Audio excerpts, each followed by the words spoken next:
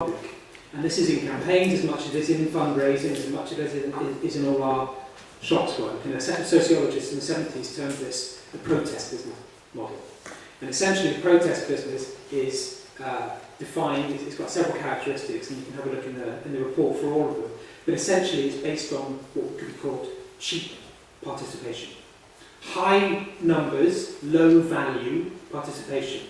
So it's the £2 a month direct debit. It's the E-action that says you don't need to think about the issues, you just need to use our words and target this MP at this time on this issue for this outcome.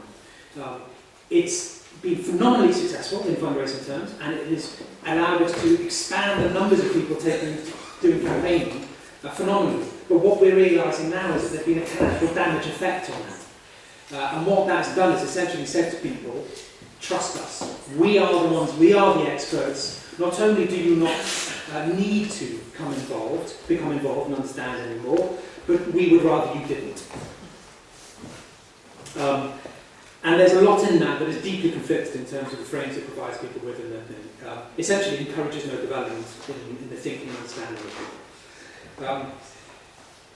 We also know, we're doing some more research on this at the moment, certainly in the UK sector, what this has meant is that in terms of a fundraising perspective, we've reached a stage of almost market saturation, where we are all having to chase our own tails a little bit more, become more competitive with each other for a pool of people that is not growing.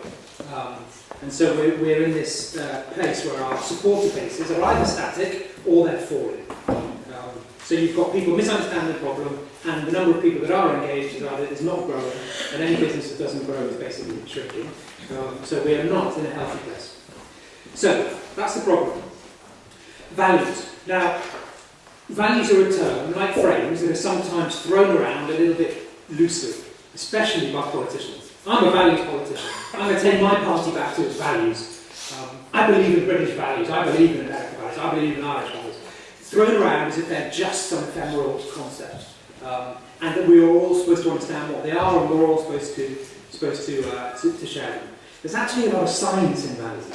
Values is an area that sociologists have been studying for 30, 40 years now. And this was one of the big aha moments I had when I came across this, is that you can measure, you can define, you can predict, you can repeat the way that human values work. Now that takes them out of the area of ephemeral rhetoric and brings them, to me, into the area of strategy. Okay, if I can understand how they work, I can start to think about how I can use them for my purposes. Are we getting somewhere with that? Okay, so if you ask a sociologist what a value is, he'll say a value is a guiding principle of life. They transcend any individual situation. They influence you at a much more core, largely subconscious level, and they guide. They influence our attitudes and behaviours, and they act almost like criteria for how we navigate through our lives. And if you take the circle of human thinking that goes on when you think about an action, whether it's buying a house or joining a campaign, your values will influence you at every stage of that. They will influence what you join. They will influence how long you stay with it. They will influence what you define as success, and therefore when you depart from it. So at every stage in the human decision-making process, you are being influenced by these values. And they are abstract and subconscious, but they are not undefinable, and they are not ungraspable. There's a guy called Shalom Schwartz, who now works out of Jerusalem, but started his time in the States. And he's kind of referred to as the granddaddy of values theory. And he said there are basically 57 human values. There are 57 different. Some people say there are 53, he says there are 57. He seems to have more traction with academics, so he's the one we've used. This comes from studies in over 60 countries, literally tens of thousands of individuals being asked about their different values. Now this is where it's really unfortunate we don't have the slides, because I did want to show you. Excellent, okay. No worries, don't worry. those 57 human values, let me kind of just give you a couple of them. So there's, and values are things that you strive towards. I do things because of my belief in or my understanding that this is important.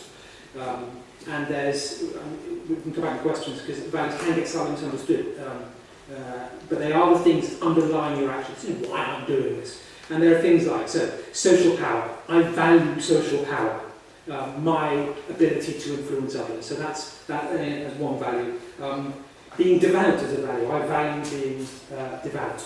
A sense of belonging, politeness, self-discipline.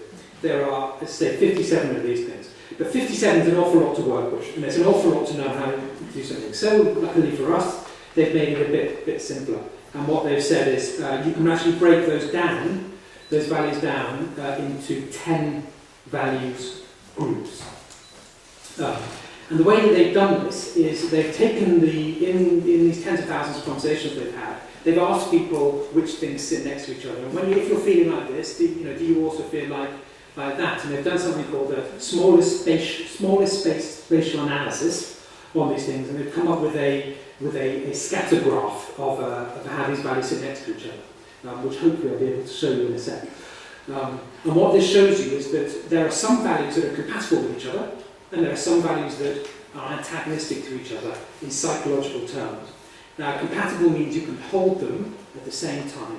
So I can be driven, for example, by my desire to be successful.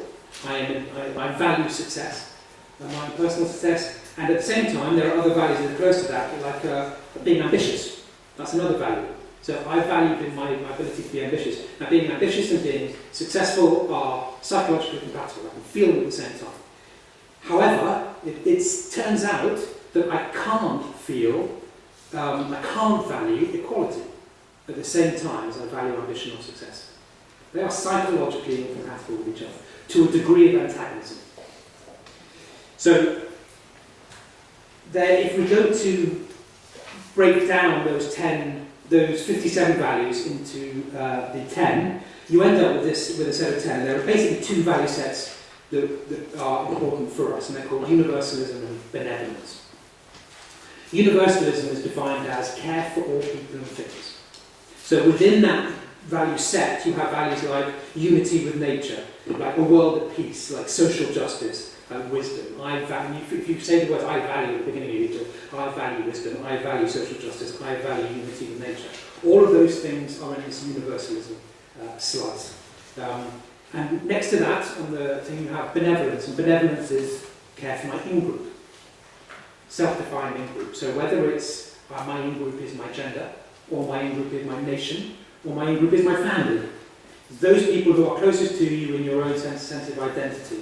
And in that group, you have things like mature love, true friendship, honesty, forgiving, loyal, and a spiritual life. Those things seem to be compatible with each other as well. And benevolence and universalism sit at the same point in what's called the circumstance.